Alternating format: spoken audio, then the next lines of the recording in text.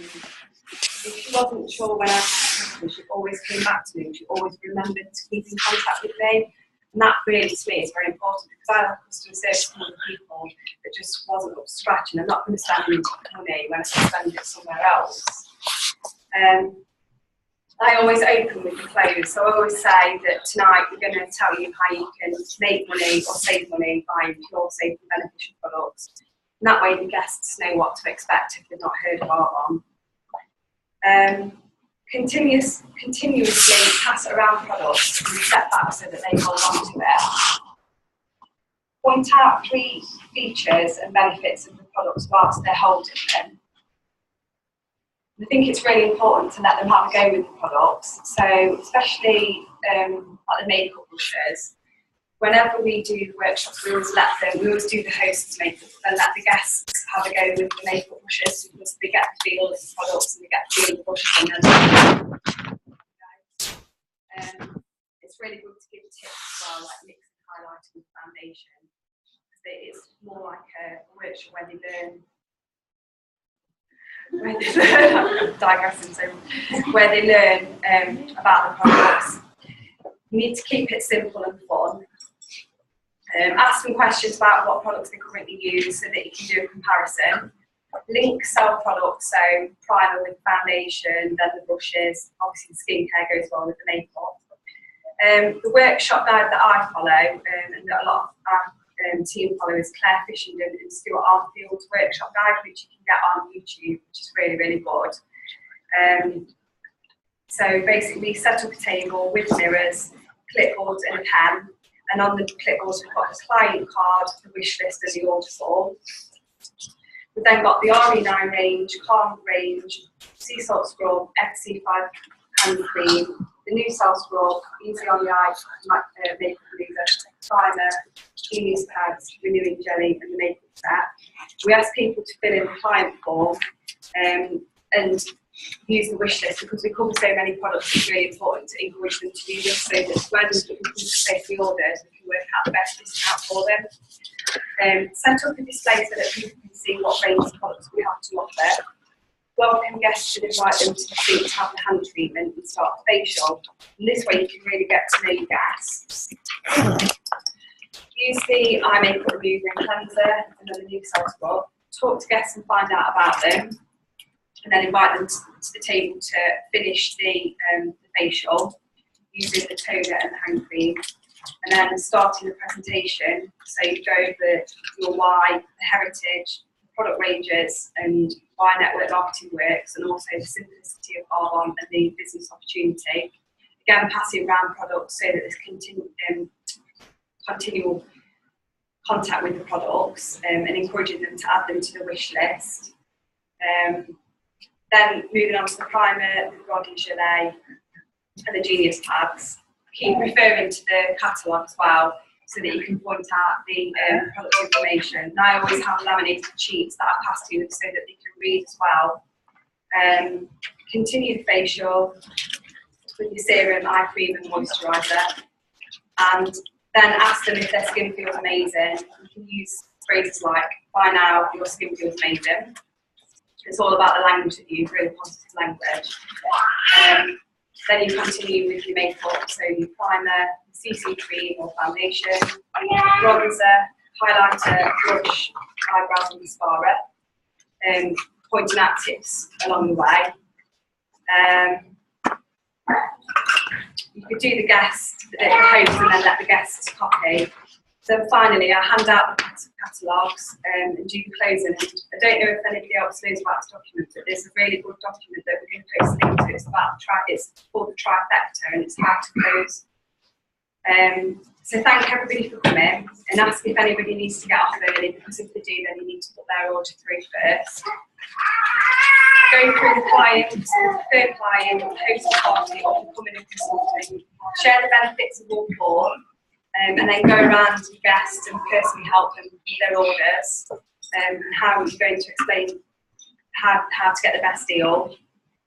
So I always use phrases like, so what products would you like to order? Are there any other products that stood out to you? What were your favourites? Because I never just ask closed questions. So if you say, do you like the products, and say no, it doesn't go anywhere, and then you've probably lost a sale. And finally, what I always do is write down the full price, then cross it through, write down the discounted preferred client price, and finally hold out a clipboard with the open dates on and ask them to pick a workshop date. I'm done. Yay!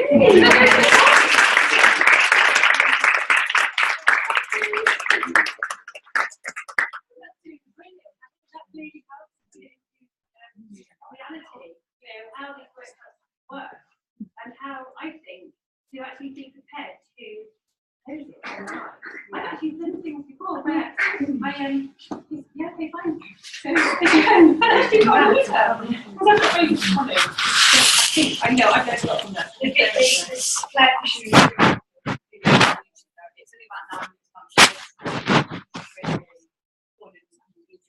Yes, really useful. I need your notes.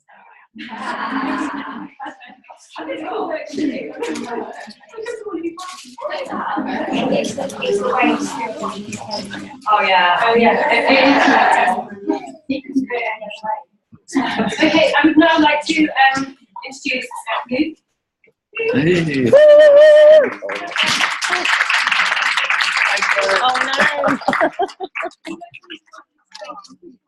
Great slide. Training, absolutely brilliant trainer. He did across business as well. So I'm fortunate the wide variety of people that we have are on business as well. So I'm going to present it to you, Luke. Thank you very much.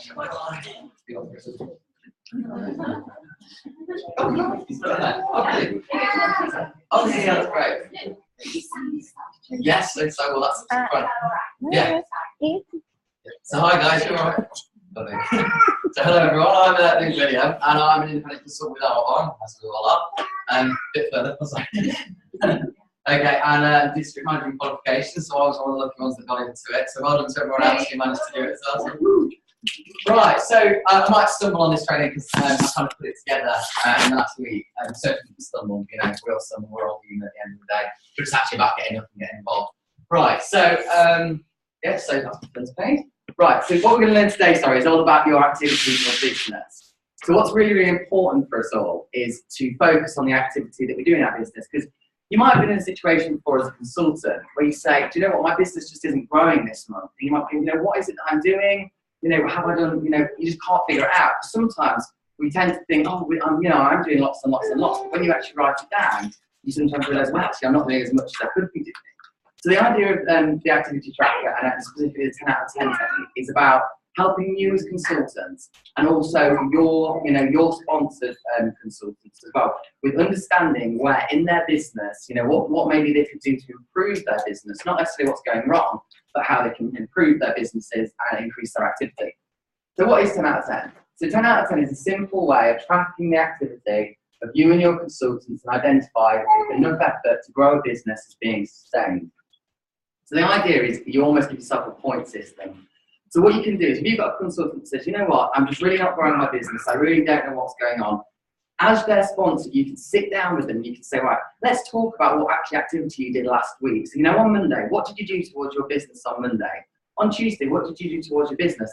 And, you know, you might sit down and you might have somebody go, well, you know, I spoke to somebody about the business. Okay, there's one. Okay, then what else did you do? Oh, you know, I jumped on a Zoom. Okay, there's two. Did you do anything else? Did you speak to anyone else? No, I didn't speak to anyone else, but you know, I read a little bit of a book. Okay, then so sort of half a point there. So basically, all you did really was stick 2.5 things towards your business this week. So actually, do you think that's enough to grow your business as a consultant? I know most of you probably go, well, actually, when you put it that way, probably not. So the idea is that if you're contributing between 7 to 10 activities in your business a week, you're doing really well and you're really engaging with kind of, you know, the people around you to grow your business. But if you contribute between, you know, 4 and 6, you know, it's okay, it's good, maybe we should do a little bit more. But if we're contributing less than 4, then maybe we need to sit and we need to go, right, I need to reevaluate what I'm doing. I'm not standing up here saying that I'm the best at activity, and I think this is what's really showing to me, because I've created an activity tracker that I'm going to give out in a couple of slides for us all to have a go away, and, you know, by all means, I'll email you it, you can use it with your guys. And when I actually sat down and realised the activity I was doing, I'm not going to lie, I was sitting in this one here, and that's why maybe my business is not growing as fast as I want it to grow. So what it's helped me do is this week, I've really tried to push this week. I thought, well, I'm doing this training, I've really got to be an example of my training.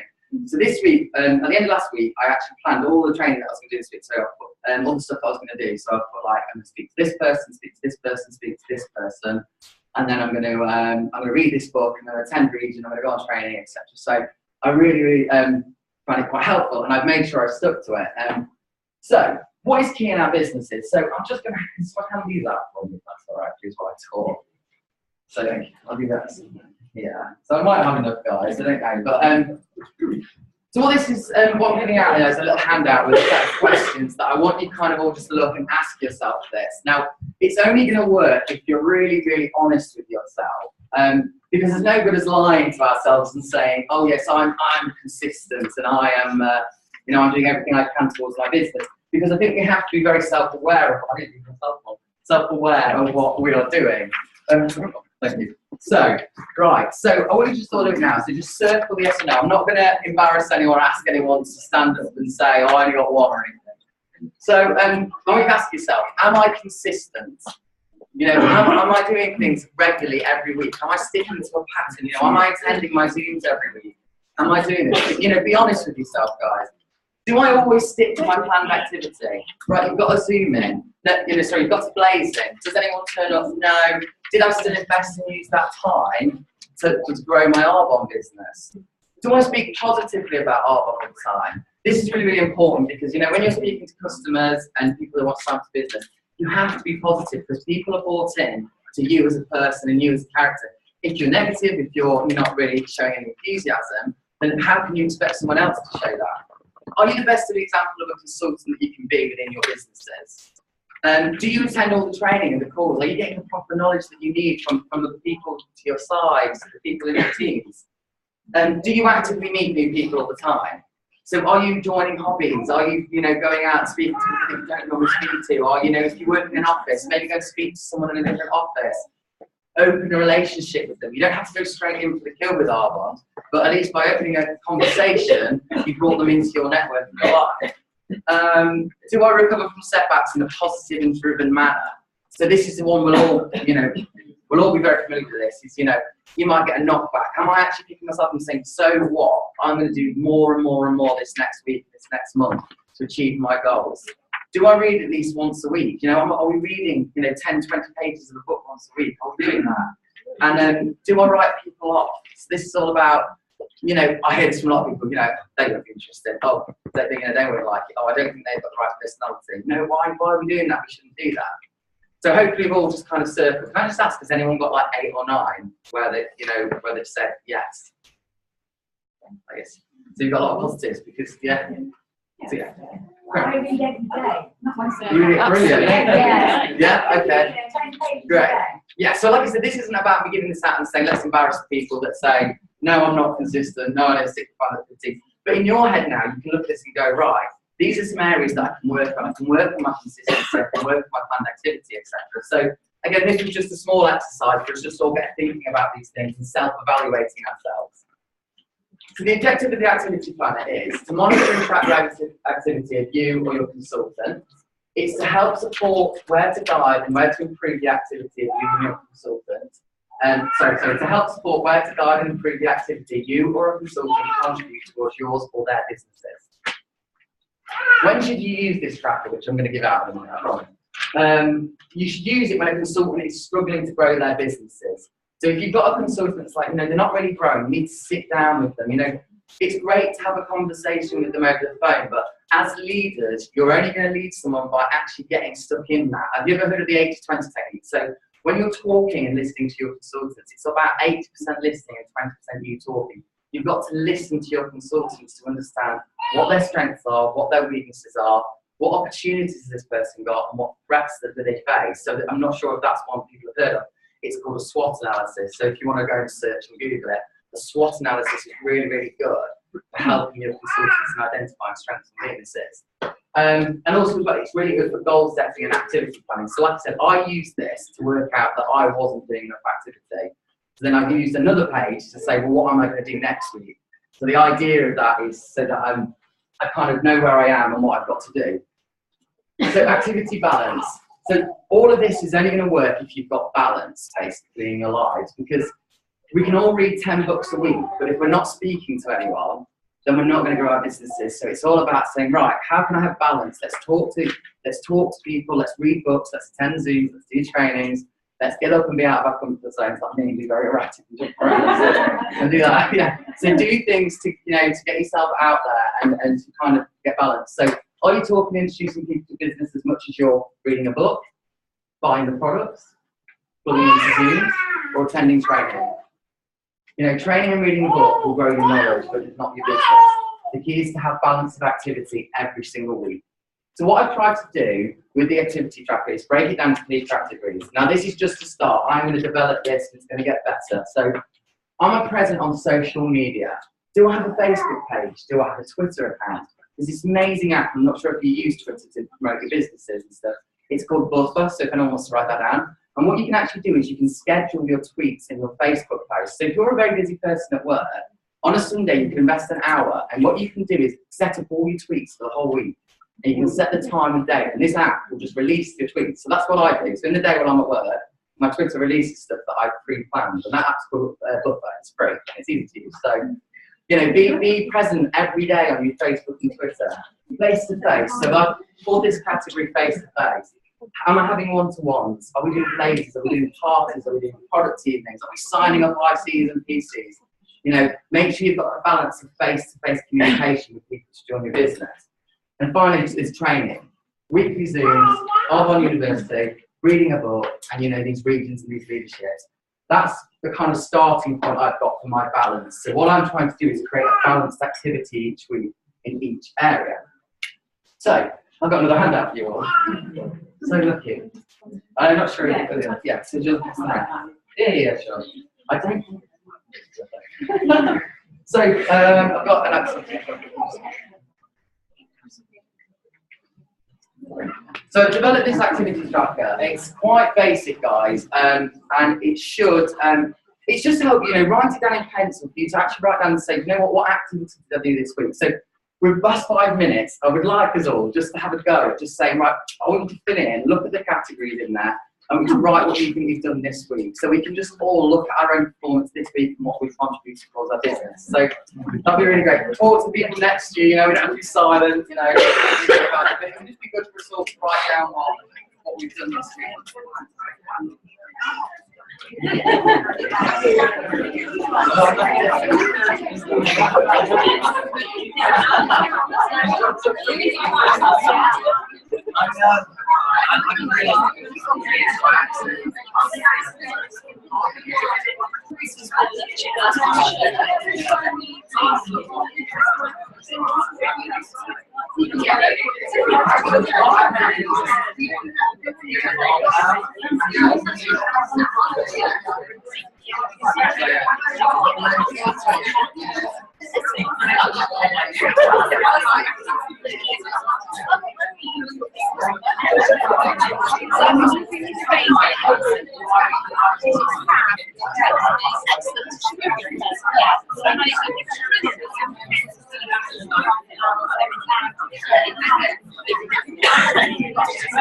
That's a great idea,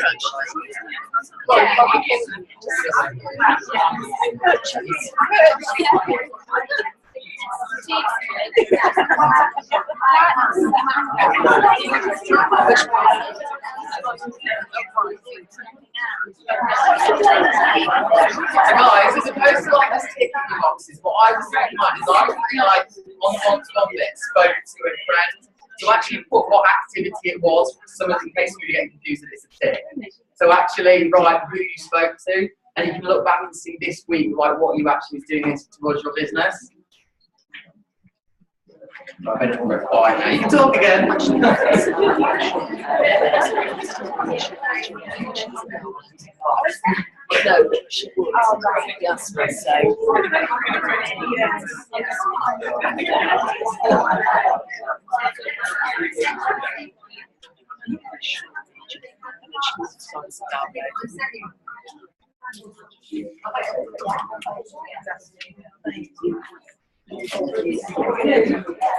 Will you post this on our page? Yeah, I've got a little bit more work to do with it, but I'll post it. I'll do a bit more of it tomorrow and post it, Yeah, so you can have it. Oh, you're not going to play. Oh, we're not lasers over here.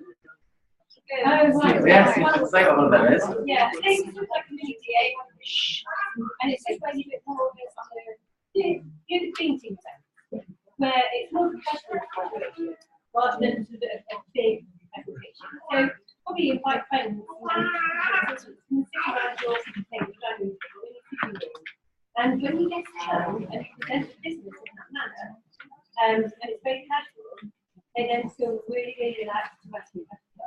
And we tend to have that method of that. And we've only sort of adopted it recently, but the team girls behind you, they've been doing that. That's the system that they know. Just doing it on that sort of scale. So they do them in like playgrounds as well. So it's great for young girls. Isn't it, girls? Yeah. And then you do evening ones as well. People that work. It was involved with You know what? Call it whatever you want. We used to do these things at work. We used to do buzz meetings. So every Monday, before you start work, you all get up, you'll stand around. Because sitting down, actually, when you have these meetings, if you ever do trainings with a group, sitting down really restricts you. Get people to stand up and actually talk to each other and just have a quick recap about, how did you do last week? Did you get a customer? You can call it whatever you want, literally. So I hope you've all had a quick fill out. I know I've made it rush really quickly, filling it out. But does it all kind of make sense to you, in terms of what it's there to do? So what I've been able to do is write down my activity, and actually by having something in front of me, it's forced me to write more down than I usually would. Because I don't know if a lot of you still planning your weeks in your head and going, oh yeah, I'm going to do this, oh yeah, I will do this. Whereas this tool will allow you to actually put it on paper and take it with you. I'm happy if anyone wants to do this presentation, by the way, to use in their own kind of teams and go away. I'll take my pictures out. You're welcome to keep them if you want. So if you want copies of this, just give me a shout and I will email it to you. Did anyone get more than 10 activities, by the way? Did anyone get 10 activities? Really well done. Yay! Right, so that's me done. Thank you.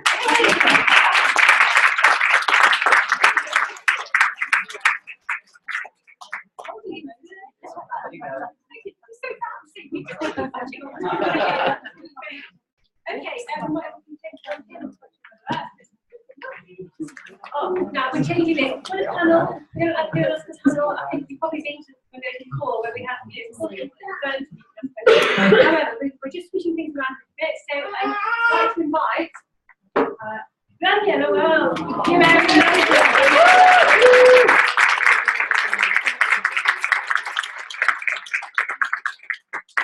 this lady is quite phenomenal. She's absolutely totally away. She started her business in July last year. Then was district 3 months later, and then an area by 6 months later.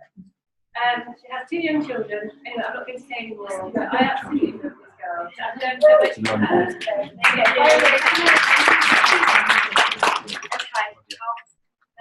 I'm nervous, so I'll just read. Okay, so my why.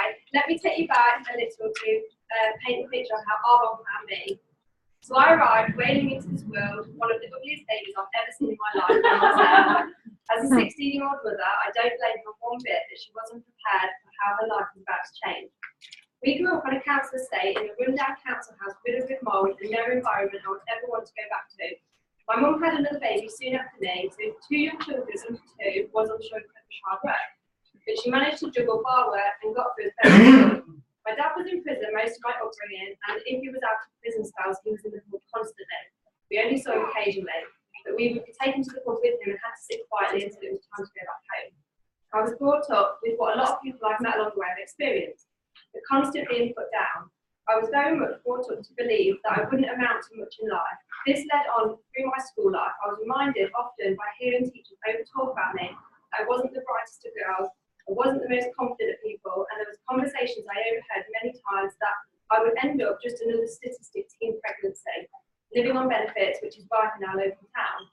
I was programmed, like many, to never leave my comfort zone and never try to do anything more than what I was worth.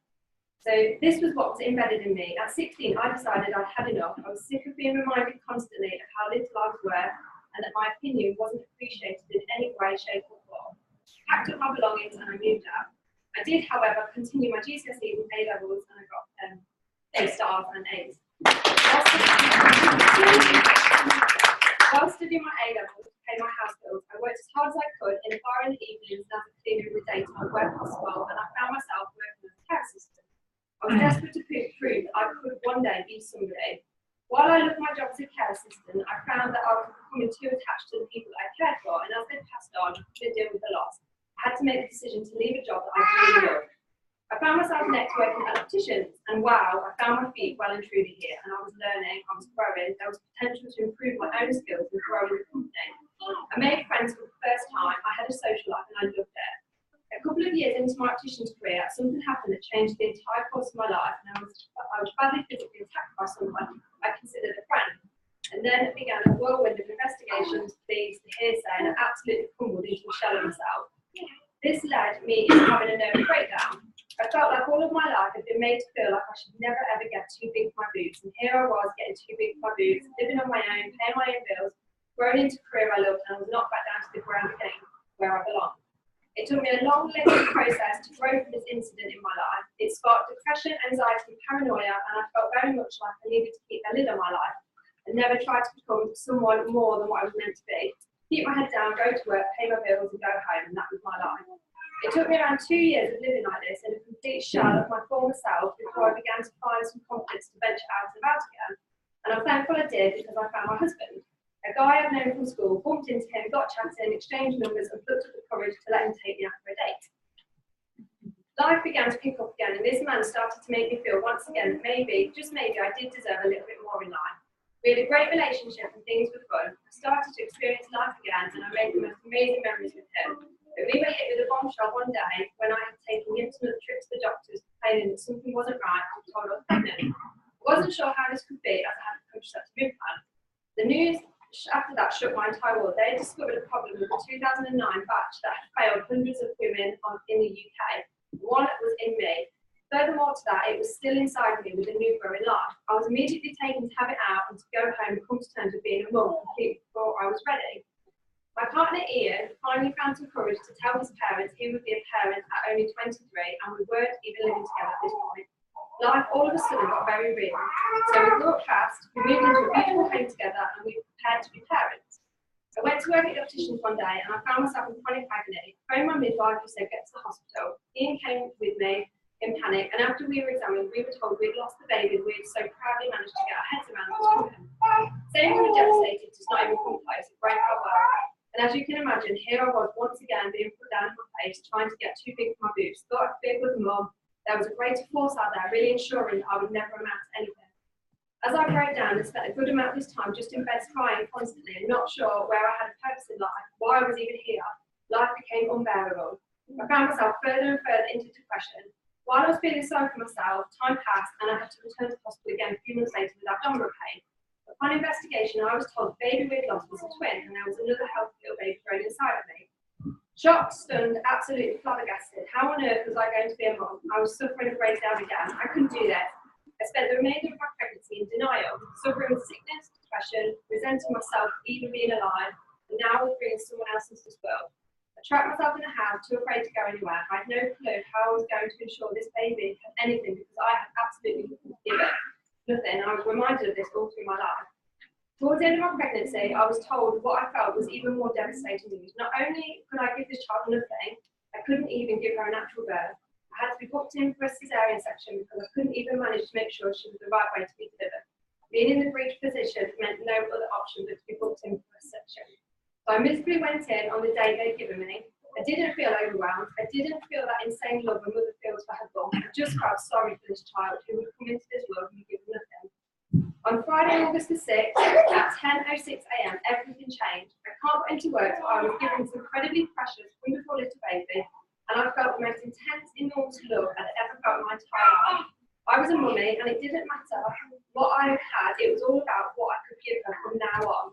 This baby changed me, and she changed everything. She brought my world to life. Farah was born, and at that moment, so was I. Danny Wells, or Bloxham, then that's what was was my maiden name. I came alive to the world. I took my baby home so proud, and I promised her she would have the best life that I could give her, and that it wouldn't matter anymore who told me I couldn't, because it wasn't about what others thought I could do. It was all about what I thought I could do, and with this child in my life, I could do anything for her. I devoted my time to motherhood, and when she was around 1, I returned to work part-time at the optician. I juggled motherhood and working mum, and we had a blast. Life was great. I helped to make a support page on Facebook for other mummies. I threw myself into helping mums with breastfeeding, and I'm helping at the antenatal classes. I threw myself into everything baby related, and I doted on my daughter, and my friends commented on how much she changed my world. So we decided to have another baby. We fell pregnant quickly, and I enjoyed this pregnancy. I set myself high expectations that I would give this pregnancy everything. I was birthed naturally. She would enter into this world drug-free, and I would give her absolutely my last breath. On Saturday the 10th of March, after a 3-day labour, I managed to naturally bring into the world Miss Ivana Wells. Wow, a second precious, beautiful little baby. I was as proud as they come. Wow, she really was sweet down. When they say you just grow more love the more children you have, they are right. You suddenly have so much more love to go around. I felt like the luckiest person alive. I had 2 healthy, happy, incredible girls. However, our happiness was short-lived as something wasn't right. Ivana was rushed off into intensive care with many conditions. In simple terms, a brain hemorrhage and a stroke. Our precious, naturally born, tiny little baby with tiny toes and tiny fingers was now sitting on life support in an incubator being pumped with drugs to keep her alive. A small part of me died that day. That day we were told to say goodbye to our baby, and she wouldn't survive the night. History was repeating itself, and I felt like it was all my fault. My innocent, precious baby was feeling the effects of me getting too big for my boots again. Torn between losing my new baby girl and then having to leave Farah, who had barely spent any time away from me, was horrendous. I felt torn, split in two, helpless, and that I couldn't possibly be good at anything if I couldn't even protect my children and keep them happy and healthy. Ivana, however, stunned all medical knowledge globally of her condition, and she fought, which had never happened before. She fought really hard, and on top of that, she got a little bit better each day she was in hospital. Eventually, tubes keeping her alive were reduced, and she began to keep herself alive. We were given stern words from the consultant that our daughter would never live a typical normal life, and that she probably wouldn't gain much enjoyment from anything and would need round-the-clock, full-time care forever. We would have to come to terms with the severe brain damage she had and face that she wouldn't communicate with us, talk, or enjoy a life like we thought. My thoughts were this: if I have to give every last piece of me, my daughter will have the very, very, very best life that she possibly can. You cannot say that because someone can't walk, talk, and take responsibility for their own care, that means their life will be meaningless or lacking happiness. Someone fired up my belly, and that was it. My mission began. The programming I've been given all of my life to keep myself to myself, get up, go to work, do my job quietly and respectfully, and never ask for anything more than one word, go home, cook, clean, go to bed, and do that all over again until I'm ready to retire at 75. No, this was not going to be 1, how I would lead my life, or 2, how I would inspire my children. No way. So when we took our daughter home, I gave her everything I could, and I'm thrilled to say that although she has more appointments a week than I have hot dinners, she has an amazing life. Much may I add is thanks to what came into my life when she was 2. I was being my daughter's full-time carer and getting on with life as best I could, and ensuring she was at every appointment that would help her, driving her from hospital to hospital in 3 different cities, and being at home with her, our home appointments, as well as making as many fun memories for her and Ivana. But because I wasn't growing as a person anymore, I was sat smack bang in the middle of my comfort zone, unfulfilled, not learning, doing anything new, and nothing that was pushing or motivating me. I was depressed, well and truly on the inside depressed, and that led in time to anxiety, paranoia, and sadness. I was seeing others driven and passionate and happy, and why couldn't I be like that? Why couldn't I have something in my life like that? It felt unfair, and this led to feeling even more unhappy and worthless. However, one day I stumbled across a Facebook post. One of my mummy friends, Emma, had written, declaring that she worked from home now and was able to build up an income around her children. Well, we were financially crippled since I left work, and Ian had to increase his work days to 7 days a week just to make ends meet. And even then, the end was still not meeting. We were in massive debt and struggling with how many days in each month there were compared to the paycheck Ian received each month. Income around my children, I needed to know more. I drove over to speak to Emma as she lived about half an hour away, and she told me she'd joined a network marketing company and asked if I'd ever heard of it. No, I said, I had not. She asked me if I'd ever heard of Arbonne. No, I said. She asked me if I knew about all the chemicals and nasties that companies put into our product. Again, I didn't really know what she was going on about, and none of it made any sense to me. But She said, if I teach this to 2 people and say they teach it to 2 people, I've got 4 people in my network. And that is time leverage and residual income in all of its glory. Wow. I didn't have a clue what this R1 thing was, or network, whatever, but she was right. 2 times 2 is 4, and I absolutely knew 2 people who for sure would do this, and I'd get paid. Yay, I was in. I left the house with a book called Own Your Own Life, and off I went, ready to tell my 2 friends who would definitely do this. I went to tell Jenna, and she said no. So I went to tell Sean, and she also said no. So I was a bit stuck then, because I had a vision in my head. I'd be on stage talking to hundreds of people about this, and I couldn't even have 2 of the definite people in my life to say yes to. Did they get that 2 times 2 equals 4? Back to the drawing board, as I had such an enormous desire to finally make something of myself, to prove to my husband's friends and family, who all thought I was just a silly girl who ought to really just get on with cooking and cleaning and never try to do anything more, I was stuck in a position of, do I give up on my dream to prove to myself that others who want more can have more despite their programming, and to provide a life for my daughters? Give Ivana the very best medical care throughout her life she will need without money being an issue? Do I just let this opportunity fly past me and then watch in a couple of years' time others get it and fly with it because I gave up after a few no's? I had to ask myself then, would I join a team if I wasn't me? And the answer was no, I wouldn't join my team if I wasn't me, because 1, I didn't even know what network marketing was, and I didn't get it myself, and I knew nothing about R1 other than I quite like primer. That was it. I was going to empower my life and step out of my comfort zone and bloody well learn some skills until I felt that if I wasn't me, I would definitely join my team for sure. I also was sure if I got better, all of the people who said no to me would then be given a fair chance to see that it does work. It wasn't their fault I was so rubbish at explaining this business to them. I had spoiled their chance to get it because I was so bad. So that was it. My mission began to get good. Go back to the people I burnt the bridges off and tell them I've proven it works. I've got better and I was ready to teach them how to do the same.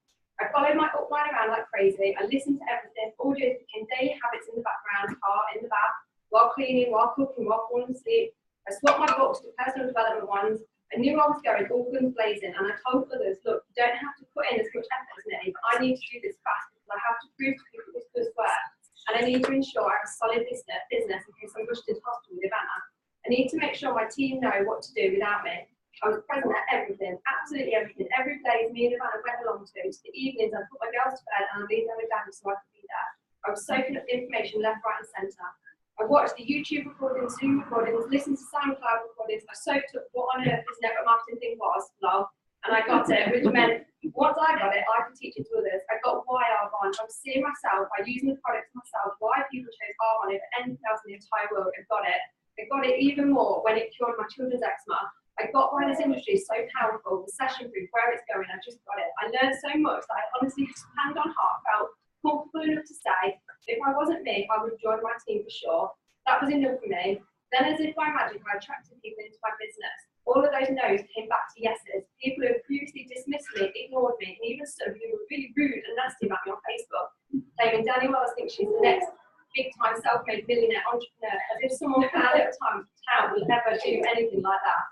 I was mocked, I was laughed, I've lost friends and followers on Facebook in the process, but do you know what? Almost a year has passed, I earn more than they do, I work very, very part-time, I earn money even when I'm rushed into hospital with Ivana, but most of all I've learned that to be happy you don't need other people's approval, you just need to approve of yourself. I have an amazing life, I'm happy every day when I wake up, I'm surrounded by people like-minded who are happy to help me grow. I have a spring in my step everywhere. I've provided a stable business for my daughters. I have enough income that my husband can leave his job and have more choices. And most of all, now I have a network of over 100 consultants and many PCs in our team. I'm having the time of my life, and I am now programmed to believe that I can be anything I want to be, so long as I believe it and I learn it and I give it the time to happen. I will never be too big for my boots ever, because now I can afford lots of boots that will take me anywhere I want to go. I'm the nation and nothing will stop me.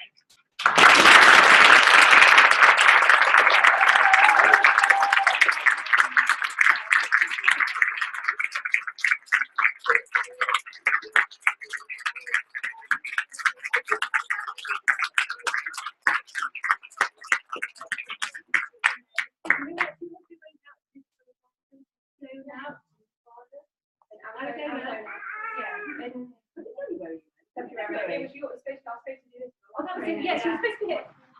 She did. She did another Johnson. Thank you. Thank you.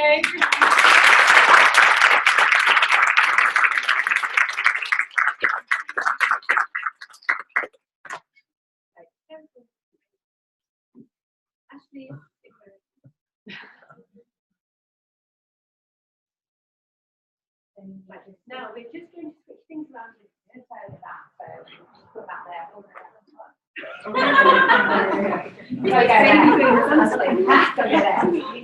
We don't just say that you don't see the person both now. Okay, fine. I'll introduce you. So it's going to be Sue and Kate first. Yeah. Okay, so I don't know whether any of you know that we had area retreats last week where take all the area managers and each of them has the regional vice presidents and national vice presidents. So we have 2 area managers here tonight who were there and they've got a lot of information that they would like to share with you. So I'd like to introduce, sorry, Kate's name isn't on here. Don't worry. It's Kate Broad and Sue Godfrey. So thank you very much.